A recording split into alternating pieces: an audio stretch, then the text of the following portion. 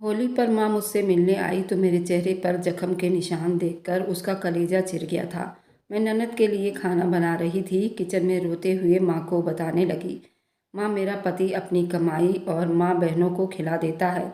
मैं खर्चा मांगूँ तो मुझे डंडे से मारता है। माँ ने कहा, तू सब्र कर, भगवान उसका फल जरूर देगा। पति ने मेरे पेट पर डंडा मारकर मेरी प्रेगनेंसी खराब कर दी। मैं रोते हुए भगवान के मंदिर में जाकर गीता पढ़ने लगी और भगवान से रो रो कर उसे शराप देने लगी। भगवान ने मेरा इंसाफ कर दिखाया था। मेरा पति चीखते हुए।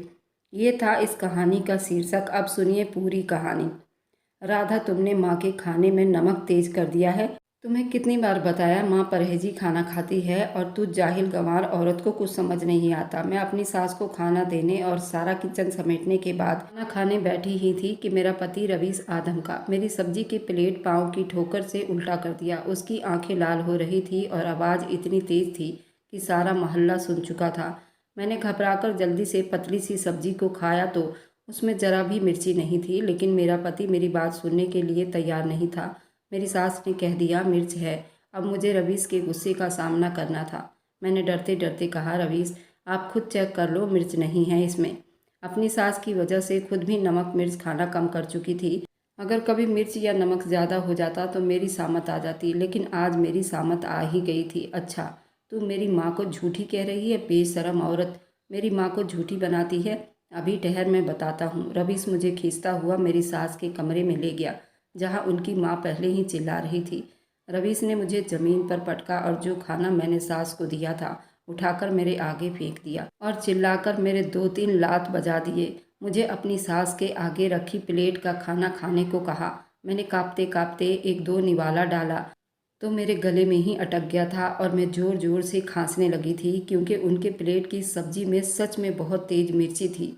एक निवाला में ही मेरे खांसी उठने लगी थी। मेरे अंदर बिल्कुल आग सी जलने लगा था।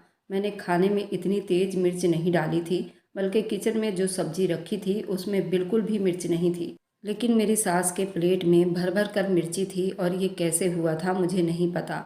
वो मुझे रवीश से वह पिटवाना चाहती थी और अपनी चाल पर वह पूरी तरह से कामयाब भी हो गई थी। रवीश ने उनके सामने ही मुझे जोर की 2-3 लातें मारी, जिससे मेरे बदन में दर्द की एक लहर दौड़ी थी और फिर मुझे ज़बरदस्ती वह सारा सब्जी खिला दिया जो मिर्चियों से भरा हुआ था। मेरी आंख और नाक से पानी आ रहा था और खास खास कर मेरा बुरा हाल हो चुका था। मेरे गले में बहुत दर्द हो रही थी। रवीश मुझ पर गुस्सा उतारने के बाद वे वापस दुकान पर चला गया था। रवीश के पास में ही मेडिकल स्टोर थी, जहाँ से वह अपनी माँ के चीखने पर भी दौड़ा चला आता था। माँ के कहने पर भागता चला आए, ये समस्या नहीं थी। मेरे लिए तो दुख की बात ये थी, अगर उनको छींक भी आती उसमें भी मेरी ही गलती थी। उसके लिए भी मुझे लाते घूंसे बरसाए जाते थे। जरूर उसमें तूने ही कुछ किया होगा या उल्टा सीधा खिला दिया होगा। रवीश तो चला गया, लेकिन मेरी हालत बहुत ख़राब हो रही थी। मेरी सास किचन से बगैर मिर्ची वाला सब्जी लेकर बैठी मज़े से खा रही थी।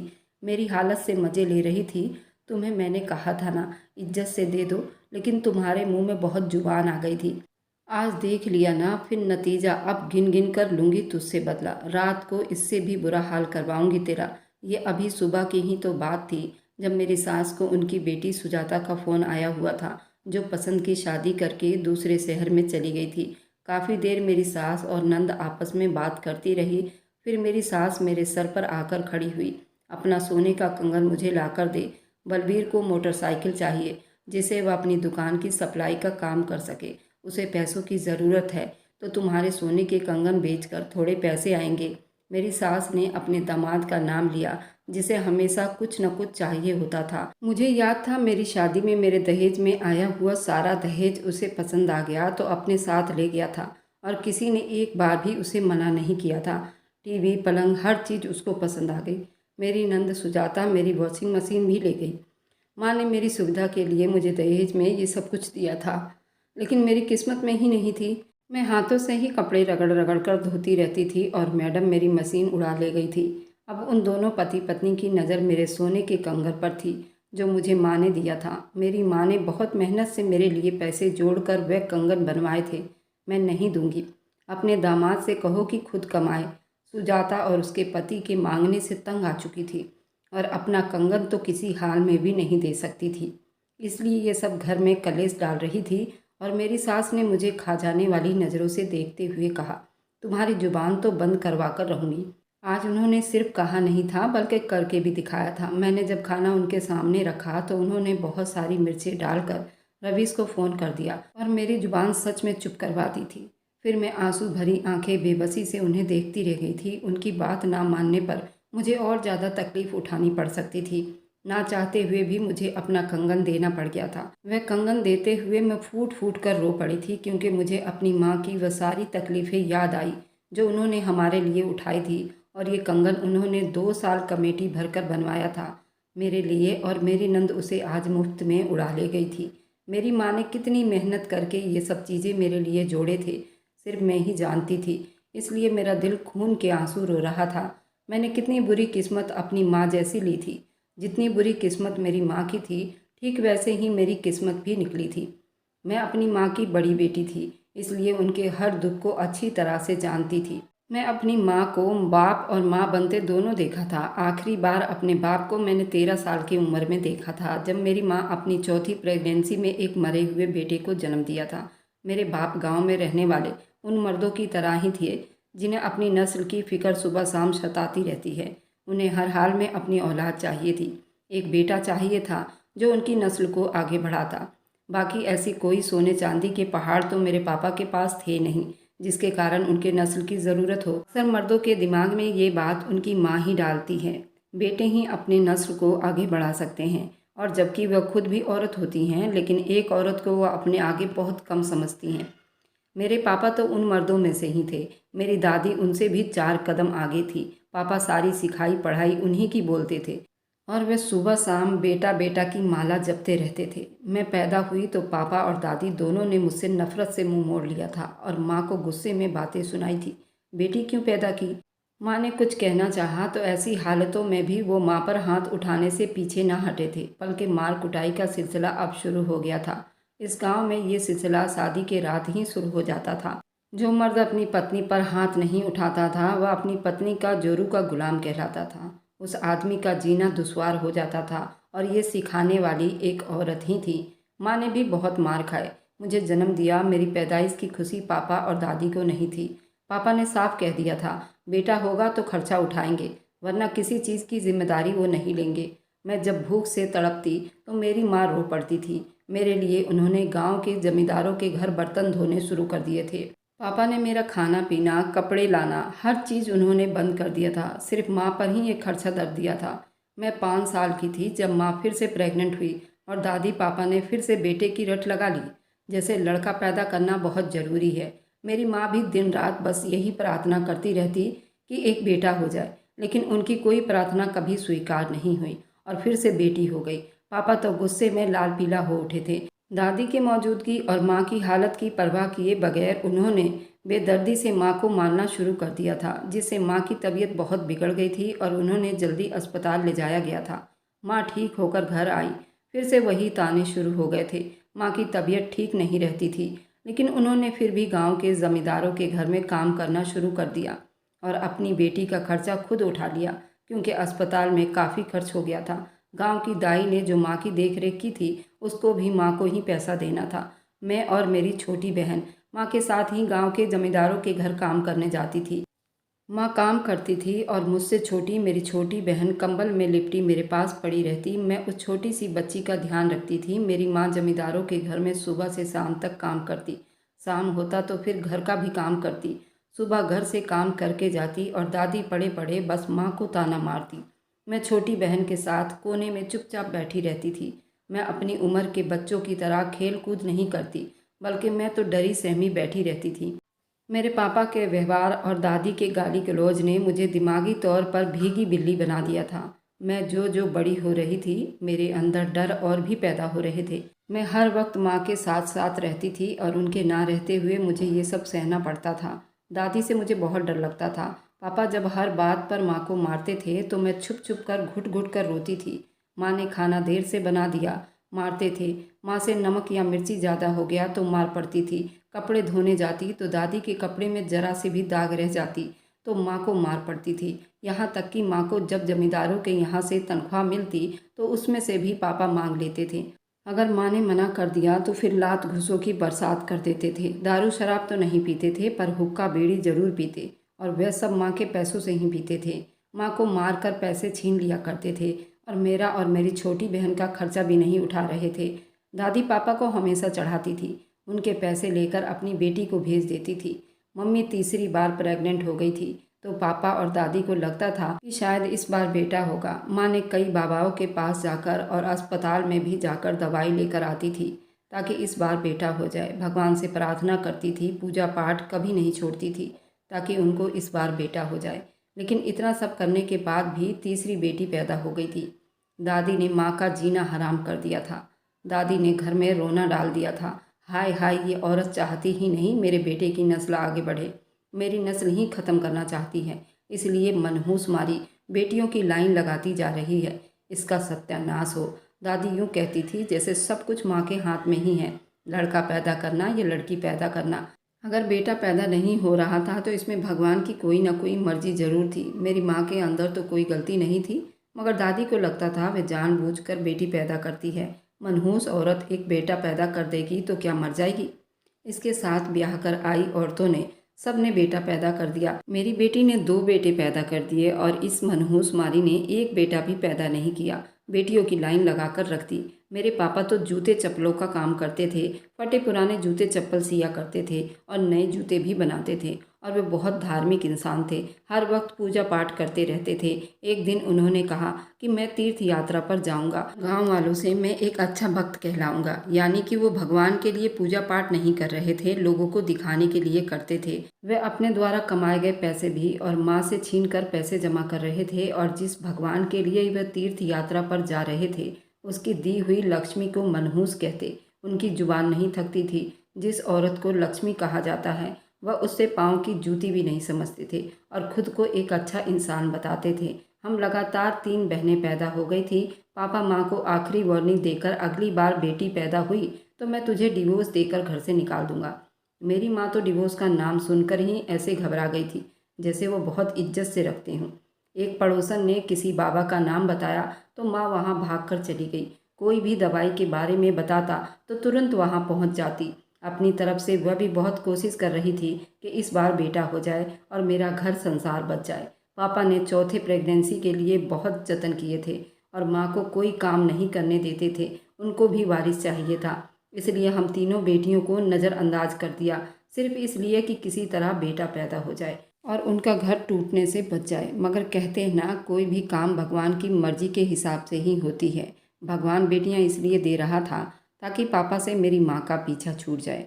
बेटियां लक्ष्मी होती हैं और मेरे पापा ये लक्ष्मी ठुकरा रहे थे, इसलिए भगवान उस रास्ते से ही हटा रहे थे। लेकिन मेरी माँ तो जैसे बेवकूफ़ बनी बेटा पैदा करने के टोटके कर रही थी। अजीब लोग थे। भगवान की पूजा पाठ करने के बाद नहीं समझते थे कि भगवान की मर्जी के बगैर कोई जान पैदा नहीं हो सकती थी। भगवान चाहेगा तो बेटा होगा, वरना किसी के ताबीज और गंडों से कुछ नहीं हो सकता। मेरी दूसरी बहन 8 साल की थी और मैं 13 साल की थी जब माँ फिर से चौथी बार प्रेग्नेंट हुई, और इस बार दादी और पापा से ज़्यादा माँ खुश थी। इस बार बेटा ही होगा, क्योंकि वह बाबा से दवाई ले रही थी। पापा ने भी मारना पीटना अब छोड़ दिया था। उन्हें भी लग रहा था इस बार तो बेटा ही पैदा होगा। दादी ने भी माँ को किसी काम से हाथ लगाने नहीं दिया, बल्कि गांव के जमींदारों के घर की नौकरी भी छुड़वा दी थी। अब मेरा पोता होने वाला है तो उसको वारी न्यारी जा रही थी। 3 मनहूसों का खर्चा मेरा बेटा उठा लेगा। मेरे पोते की जान के बदले जो अभी हुआ भी नहीं था उसकी इतनी अहमियत थी, और हम तीनों बहनें तो बस दादी से मार खाने के लिए पैदा हुई थी। पापा इतने खुश थे, घर में बहुत अच्छा माहौल बन गया था। कोई चिक चिक, कोई हंगामा नहीं। पापा तो हर वक्त माँ की सेवा में लगे रहते ताकि सेहतमंद बेटा पैदा हो, और दादी भी सिलाई मशीन डाले अपने होने वाले पोते के लिए कपड़े सीती रहती थी। घर का माहौल देखकर मैंने भी बहुत भगवान से प्रार्थना की थी, भगवान बेटा ही पैदा हो जाए और हम रोज़ रोज़ की परेशानी से बच जाए, माँ मार खाने से बच जाए। लेकिन भगवान को तो कुछ और ही मंजूर था। होता वही है जो भगवान चाहता है। सबके चाहने और प्रार्थना करने के बावजूद भी बेटा हुआ पर जिंदा न बचा, और पापा का तो गुस्से से बुरा हाल था। माँ को अस्पताल लाए थे, यहाँ दाखिल करवाया था, बेटा पैदा होगा, मगर बेटा पैदा हुआ तो वो भी मरा हुआ। और फिर पापा ने वही किया जिसका उन्होंने कहा था। खड़े खड़े अस्पताल में ही उन्होंने माँ को छोड़ दिया। हम तीनों को माँ के माथे पर थोप दिया था। दादी के साथ घर चले गए। माँ तकलीफ से तड़प तड़प कर रो रही थी। मैं अपने दोनों बहनों का हाथ थामे दीवार से खड़ी माँ को रोते हुए देख रही थी। माँ को डिवोर्स देने की धमकी मिल चुकी थी और हम माँ के साथ रोते हुए माँ को देख रहे थे। माँ ने बहुत बुरी किस्मत पाई थी और 3 बेटियों के साथ भी इस जमाने में बहुत बुरा नर्क था। अस्पताल में रोने पीटने के बाद वहाँ से जाना तो था ही। छोटी को गोद में लिए मुझे साथ लिए माँ अस्पताल से निकल रही थी और चेहरे पर आंसू के साथ साथ बेहद परेशानी भी थी। वह यही सोच रही थी कि हमें लेकर किधर जाएंगी। माँ के लिए बस हमारे नाना का ही घर बचा था, लेकिन वहाँ जाने का भी कोई फ़ायदा नहीं था, क्योंकि नाना भी वही वाले इंसान थे जो मेरे पापा थे। मेरी माँ लोग 8 बहनें थी और फिर बेटे के लिए नाना की दूसरी शादी करवा दी। मेरी नानी तो सौतन से बेइज्जती होते होते दुनिया से चली गई और फिर नाना ने अपनी सब बेटियों की शादी करवाकर कभी घर वापस न आने की धमकी दी। उनके दरवाजे उनकी बेटियों के लिए हमेशा के लिए बंद थे, मगर हमारे पास सर छुपाने के लिए कोई ऑप्शन नहीं था, इसलिए नाना के घर ही चले गए, जहाँ सौतेली नानी का मुंह हम सबको देखते ही बन गया था। माँ ने 1 हफ्ते रहने की परमिशन ली थी ताकि कोई बंदोबस्त हो सके। 1 हफ्ता बहुत तकलीफ उठाते हमने नाना के घर में बिताया था, क्योंकि सौतेली नानी और मामी को हम 1 घंटा भी बर्दाश्त नहीं थे। नाना जी तो अब बिस्तर से जा लगे थे। नाना की वजह से उन्होंने अंदर आने दिया था, वरना वह दरवाजे से अंदर ही ना आने देती। माँ ने एक अस्पताल में आया की नौकरी कर ली और 2 कमरों का एक छोटा सा घर भी किराए पर ले लिया था, जहाँ हम चारों लोग रहते थे। माँ सुबह अस्पताल चली जाती थी और मैं अपनी बहनों को भी संभालती थी। अस्पताल से सफाई करने के बाद माँ 2 घरों में बर्तन और कपड़े धोने का भी काम करती थी, जिसकी वजह से महीने के 2-4 हज़ार रुपये एक्स्ट्रा मिल जाते थे। इसी तरह हम चारों का दिन बीत रहा था। कम खाने को मिलता या कभी मिलते भी नहीं, लेकिन मुझे बहुत अच्छा महसूस हो रहा था। हर तरह के डर से आज़ाद हो गई थी, हर तरह के अफतानों से दूर अपने छोटे से घर को स्वर्ग समझने लगी थी। पापा से दूर होते मुझे अपना छोटा सा घर भी स्वर्ग से कम नहीं लगता था। धीरे धीरे माँ ने भी समझ लिया था, हर फैसले में भगवान की भी मर्जी छुपी होती है। यही फैसला अच्छा था। मर्द को भगवान ने औरत का रखवाला बनाया, उसके खर्च की जिम्मेदारी ठहराया। जब रखवाला की जगह जालिम बन जाए और 1 रुपया तक खर्च ना करे, अपनी कोई जिम्मेदारी ना निभाए, तो ऐसे आदमी के साथ ज़िंदगी बिताना, सिसक सिसक कर रोना बेवकूफ़ी होती है। और माँ उस बेवकूफ़ी से निकल आई थी। हमें 1 साल हो चुका था पापा के घर से आए हुए। उन्होंने भी तो कभी पलटकर हमारे बारे में नहीं पूछा। उन्होंने कौन सा पहले हमसे अच्छा रिश्ता रखा था। ऊपर से उन्होंने दूसरी शादी भी कर ली थी और 1 साल के अंदर उनके यहाँ बेटा भी हो गया था, जिसकी उन्हें चाहत थी। उनकी ज़िंदगी पूरी हो चुकी थी। माँ ने 1 साल में कुछ थोड़े बहुत पैसे बचाकर रखे हुए थे, जिसे उन्होंने अस्पताल वालों से बात करके छोटी सी कैंटीन शुरू कर दी थी। समोसे, चाट और पकोड़े वगैरह माँ घर से बनाकर ले जाती। अस्पताल के स्टाफ और मरीज बड़े शौक से खाते। कैंटीन का काम अच्छा चल रहा था, मुनाफा भी होने लगा था। अस्पताल वालों ने माँ को वहीं पर छोटी सी जगह दे दी, जहाँ उन्होंने अपनी कैंटीन खोली। मेरी दोनों छोटी बहनों के स्कूल में एडमिशन करवा दिया था। माँ के साथ कैंटीन पर जाती और सारा हिसाब किताब रखती थी। कैंटीन अच्छी चल पड़ी थी और अच्छी बचत भी होने लगी थी। हालात थोड़े ठीक हुए।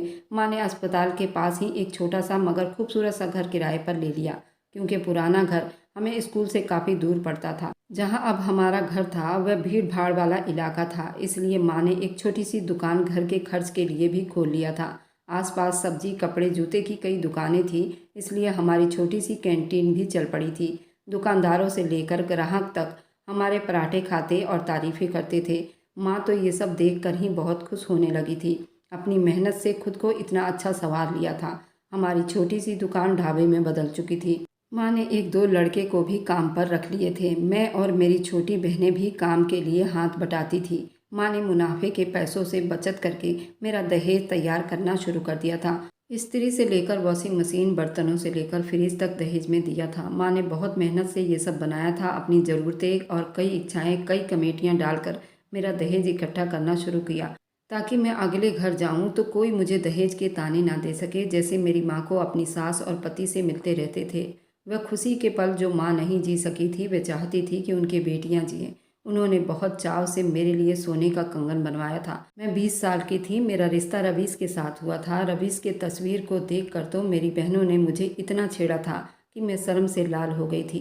पर वह देखने में बहुत हैंडसम और मासूम था। छोटा सा परिवार था। एक बहन थी जो साल भर पहले ही ब्याह दी गई थी और एक माँ थी जो अक्सर बीमार रहती थी। रवीश की अपनी दुकान थी, अपना घर था, मना करने का कोई सवाल ही पैदा नहीं होता था। माँ को रवीश का रिश्ता पसंद आया था। उन्होंने रिश्ते वाले को कह दिया था कि हाँ, हफ्ते भर में ही रवीश की माँ और बहन हमारे घर आई थी। शादी से पहले नंदे जितनी अच्छी नजर आती हैं उतनी नहीं होती। सुजाता तो इतनी खूबसूरत और बातूनी थी, उससे बात करके मुझे लगा ससुराल में एक बहन की कमी मुझे महसूस नहीं होगी। मैं सच में भोली थी जो नंद को बहन समझने की गलती कर रही थी। सुजाता का ससुराल दूसरे शहर में था, वह भी वहीं चली गई थी। औलाद के नाम पर एक मरा हुआ बच्चा पैदा हुआ था और फिर से प्रेग्नेंट थी। वह भी यही चाहती थी कि उसका बेटा हो, और मैं समझ चुकी थी कि ससुराल के तरफ से ही उस पर दबाव होगा। सुजाता तो इतनी अच्छी लगी सो लगी, मगर मेरी सास का व्यवहार तो शादी से पहले ऐसा था कि दिल मांगती वह दिल निकाल कर मेरे हाथ पर रख देती। इतना मीठा बोलने और प्यार करने वाली सास को देख कर ही मेरी आंखों से आंसू आ गए थे और मैं भगवान का धन्यवाद करते ना थक रही थी। मुझे मेरी माँ के ससुराल जैसा ससुराल नहीं मिला। माँ भी इतने अच्छे लोग थे। मेरे लिए खुशी की बात थी, मेरी शादी के लिए माँ ने बहुत तैयारी की थी। एक से बढ़कर एक सूट मेरे लिए बनवाए थे। दहेज भी इतना था कि देखने वाले देखते रह गए थे। मेरी शादी पर पापा भी आए थे। मेरी माँ का शान बान देखकर आंखें फटी की फटी रह गई थी। वो मेरा कन्यादान करने नहीं आए थे, बल्कि देखने आए थे कि सचमुच में हम उनके बगैर भी इतनी अच्छी ज़िंदगी बिता रहे हैं। माँ से बहुत सारे आशीर्वाद के साथ मैं विदा हो गई थी। माँ से बहुत दूर शहर में रवीश के घर आ गई थी। रवीश का घर मेरे आने पर इतना सजाया गया था, मुझे अपनी किस्मत पर बहुत नाज हो रहा था। फिर से मैं भोली ही थी कि नहीं समझ पाई। बलि से पहले जानवरों से यूं ही मोहब्बत जताई जाती है। सारी रस्में होने के बाद सुजाता ने मुझे लाकर रवीश के कमरे में बिठाया। कमरा भी बहुत खूबसूरती से सजाया गया था। जब रवीश कमरे में दाखिल हुआ था मेरी धड़कनें भी रुक गई थी, क्योंकि मैं आज पहली बार रवीश को आमने सामने देखने वाली थी। रिश्ता तय होने के बाद शादी होने तक हमारे गांव में ये रिवाज नहीं था लड़का लड़की को देखे, और ना ही स्टेज पर उन्हें बिठाया जाता था। इसलिए मैं रवीश को अब पहली बार देख रही थी। वह कहानियों के राजकुमार की तरह हैंडसम था, और जब मुस्कुराकर मेरे पास बैठा तो अपने आप मुझे रानियों वाली फीलिंग आई।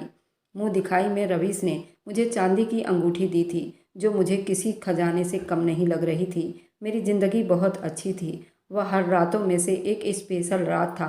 मुझे नहीं पता था ये आखिरी रात भी होगा। एक रात बीतने के बाद सब कुछ खत्म हो जाएगा। हर किसी के चेहरे से नकली मुखौटे उतर जाएंगे। सुबह में जब कमरे से बाहर आई तो मेरी सास ने सबसे पहले मेरे बक्से के चाबी मांगा था, जो मैंने उनके हाथ में थमा दिया था। उन्होंने मेरा बक्सा खोला था, मगर खाली बक्सा देखकर उनके चेहरे से मुस्कुराहट कम हुई थी, क्योंकि विदाई के समय ही उन्होंने मेरे पर्स में से चाबी निकालकर वे सारे के सारे कीमती सामान निकाल लिए थे और रवीश के सामने बक्सा खोलने का झूठा रस्म निभाया जाना था। फिर मेरी सास मुझसे पूछने लगी, तुम्हारे विदाई के पैसे कहाँ गए? जब मैंने बताया कि वो पैसे माँ को ही देकर आई हूँ, तो उनके चेहरे से नकली प्यार का मुखौटा उतर गया था और आंखों में गुस्सा दिखाई देने लगा था। तुम्हें सब कुछ माँ को देकर आने की क्या ज़रूरत थी? शादी पर खर्चा हुआ तुम्हारी माँ पूरा करेगी क्या? अब मेरी सास का वे अच्छा वाला व्यवहार शादी से पहले बस एक ड्रामा था। मैं तो हैरान परेशान सी सुन खड़ी रह गई थी।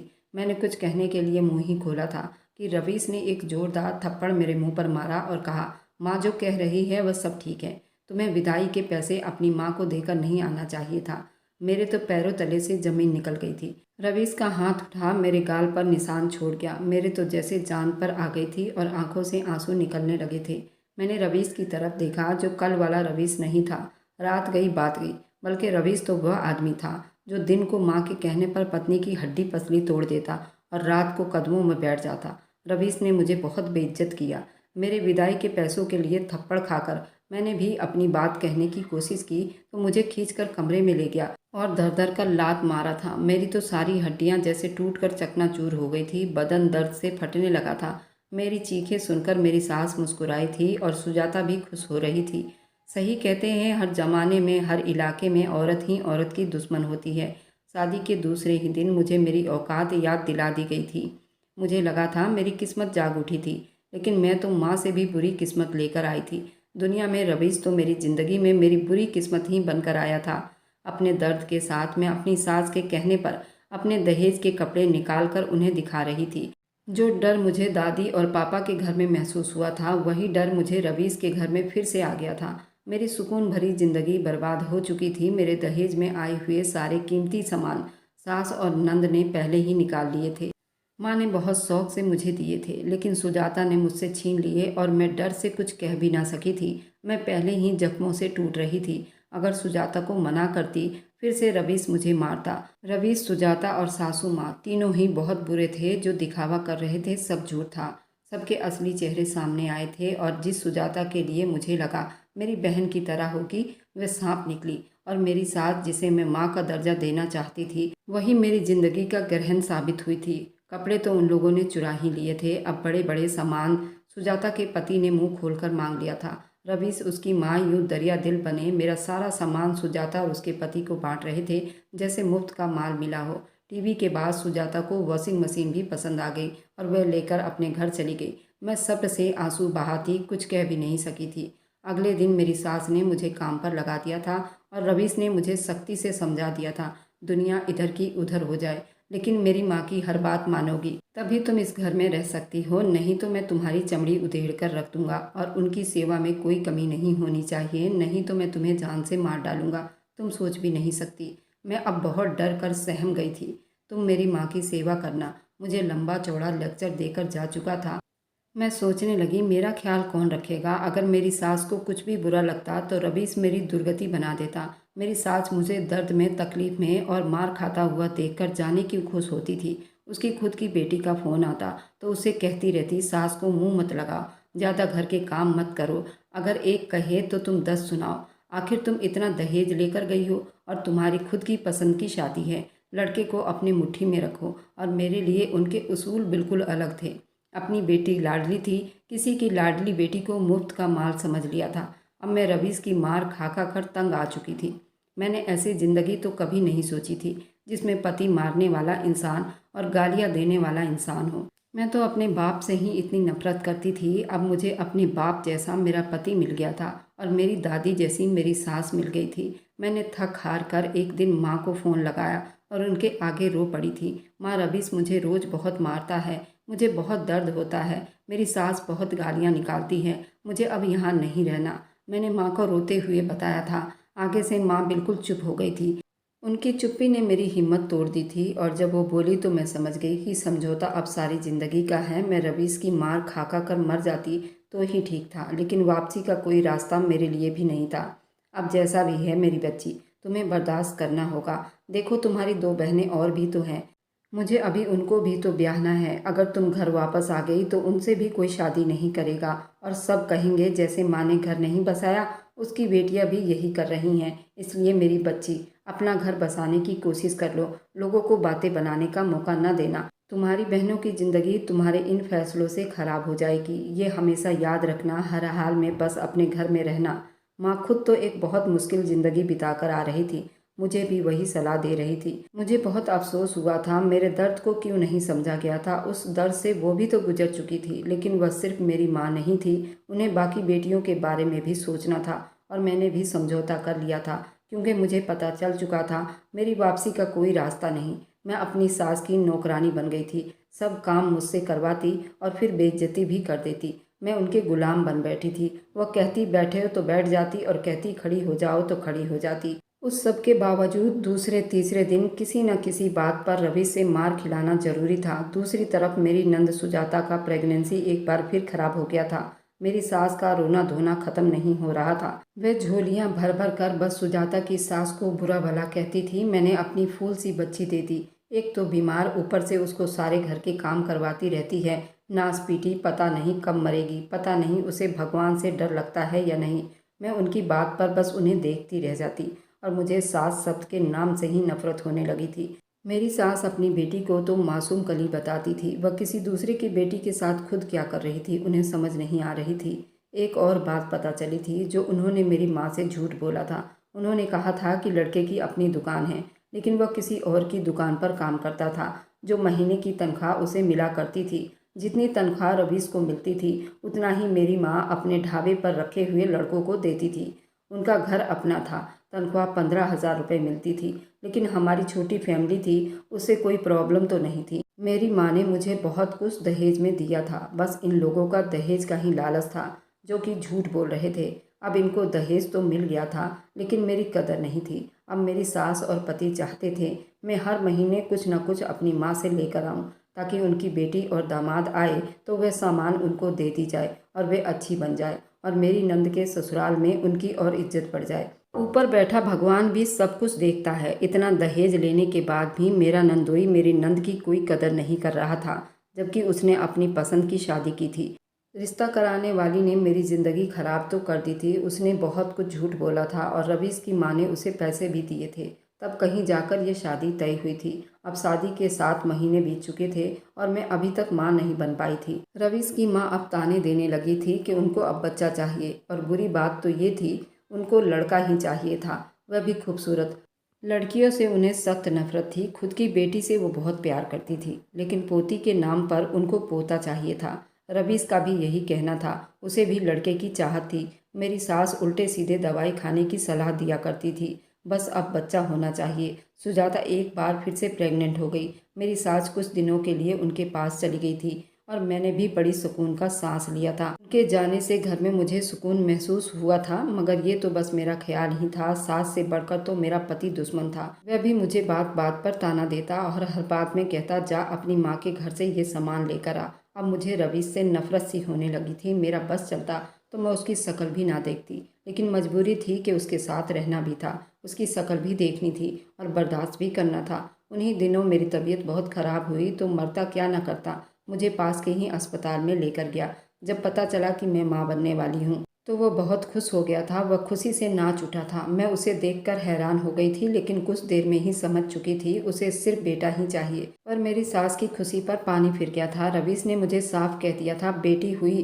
तो वो मुझे छोड़ देगा। ये खबर मेरी सास तक पहुंची तो वह भी भागकर चली आई थी। उनकी खुशी का भी अंदाज़ा लगाना बड़ा मुश्किल हो रहा था। वह बहुत खुश थी, मगर उसका भी यही रोना था कि बेटा ही होना चाहिए। 3 महीने बीत गए तो वो मुझे एक प्राइवेट हॉस्पिटल में ले गया। वहाँ पर लड़का लड़की की जांच की जाती थी। जब जांच करवाया तो पता चला मेरे कोख में बेटी है। उन दोनों माँ बेटे के चेहरे उतर गए।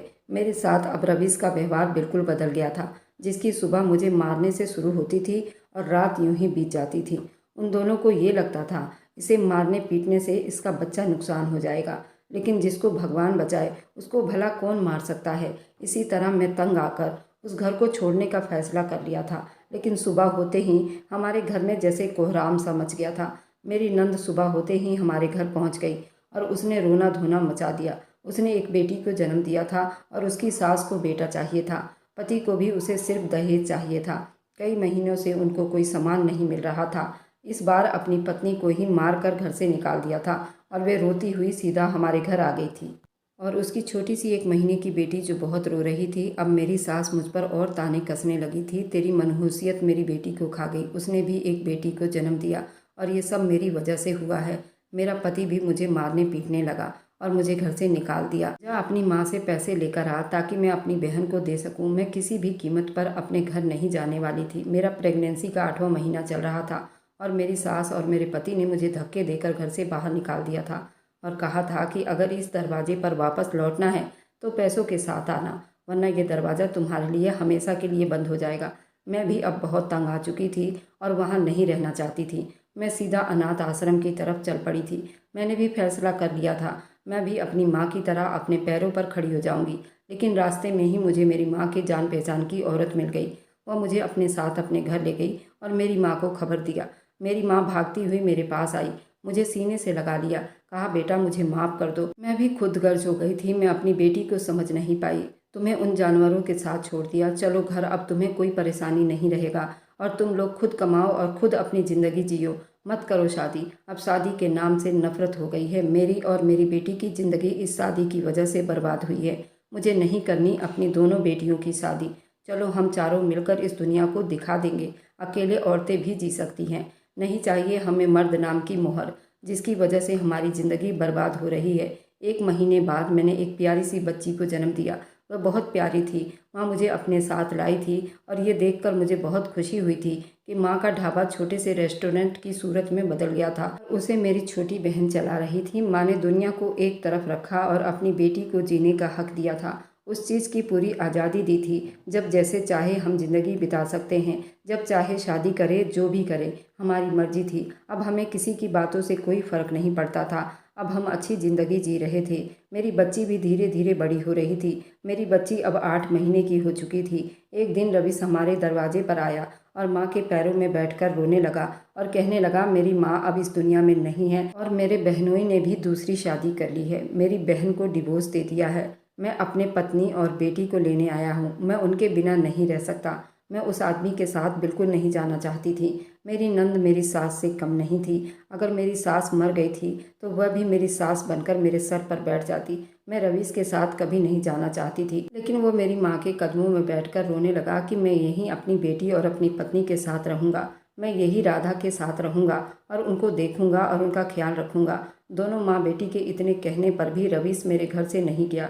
वो मेरे घर के सामने ही किराए पर रहने लगा। रोज़ मेरी बच्ची को देखता, मुझे देखता। मैंने पुलिस केस भी कर दिया था। पुलिस ने मेरी रिपोर्ट दर्ज कर ली थी। अगर वह तुमसे कोई बदतमीजी करे तो हम उसको जेल में डाल देंगे। अगर वो तुम्हारे घर के सामने रहता है तो रहने दो। वैसे रवीश कुछ भी नहीं बोलता था। मैंने उसे कई बार धमकी दिया और हाथ भी उठाया था, क्योंकि उस पर मुझे बहुत गुस्सा आया था, क्योंकि वो मुझे जानवरों की तरह मारता था और आज इतना प्यार जता रहा था। इस तरह रहते रहते 2 साल बीत गया, लेकिन वह हमारे घर के सामने ही रहता है। हमारा अपना मकान है, हम उसे बेच तो नहीं सकते। मेरी नंद सुजाता भी अब जॉब करती है और अपनी बच्ची को अकेले पाल रही है और वह अपने घर में अकेली रहती है और रवीश हमारे घर के सामने रहता है। और मेरे पिताजी तो बहुत बूढ़े हो गए हैं, बिस्तर पर लाचार पड़े हैं। उनकी दूसरी पत्नी और बहू उनके पास तक नहीं भटकते। वह बिस्तर पर लेटे लेटे सब कुछ कर रहे हैं। उनकी सेवा के लिए एक नौकर रखा हुआ है। ना तो उनकी दूसरी पत्नी उनके सामने जाती है, ना ही बहू, और बेटों को उनके पास गए हुए न जाने कितने साल बीत गए हैं, क्योंकि वह जॉब करता है और अपनी बीवी बच्चों में खुश है। उसे बूढ़े बाप से क्या लेना देना। वही बाप जो बेटे के लिए दिन रात मरता था, पूजा पाठ करता था, आज वही बेटा उसे सड़ने के लिए छोड़ रखा है।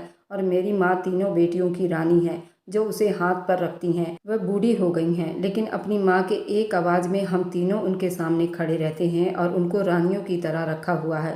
किसको चाहिए वारिस? मेरी माँ को तो कोई बेटा नहीं चाहिए। वह अपने पति के दुर्गति देखकर हरदम भगवान से प्रार्थना करती है, भगवान ने मुझे मेरी बेटियां दी और मैं बहुत खुश हूँ। और समय रहते ही भगवान ने मुझे उससे अलग भी कर दिया, ताकि मैं अपने पैरों पर खड़ी हो सकूं। अब आप लोग मुझे बताइए, क्या मैं अपने पति के साथ रहूं या नहीं रहूं?